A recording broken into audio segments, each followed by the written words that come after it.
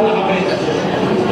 এবং যারা শহীদ হলেন তাদের সব সন্তপ্ত পরিবারের সমবেদনা জানাচ্ছি এবং আল্লাহর কাছে দোয়া করছি যে মায়ের বুক খালি হলো, যে স্ত্রী স্বামী চলে গেল, যে সন্তানের পিতা চলে গেল, আল্লাহ তুমি নিজে তাদের অভিভাবক হয়ে যাও। আল্লাহ হাফেজ। ঠিকভাবে তাদের কবর রচিত হয়েই গিয়েছে, বিশ্বকবির কোনো সন্দেহ নেই। তারা নির্লজ্জের মতো আল্লাহর সামনে কথা বলছে, লজ্জা নাই, শরম নাই।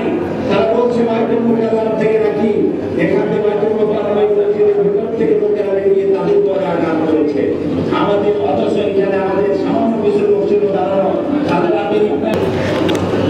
এই শাহাদাতের কাফেলা আরো ভারী হওয়ার প্রতিটি রক্ত ফোঁটা আওয়ামী লীগের জন্য অভিশাপের বন্দি সীমা হয়ে বাংলাদেশের মাটি থেকে এই বিশাল স্বৈরাচার ফ্যাসিবাদী দলকে বাংলার মাটি থেকে চিরকালের জন্য মুছে ফেলে দেওয়া না। প্রত্যেকটি রক্ত ফোঁটার রক্ষায় এই বাংলাদেশের দেশপ্রেমিক ইসলাম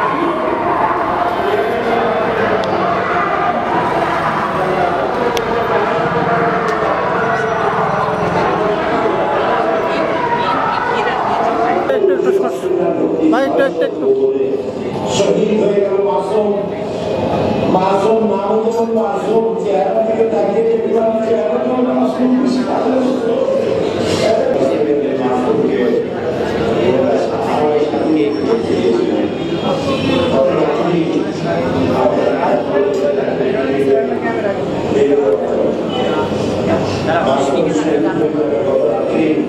সেই ধারণা এসেছে আমার কাছে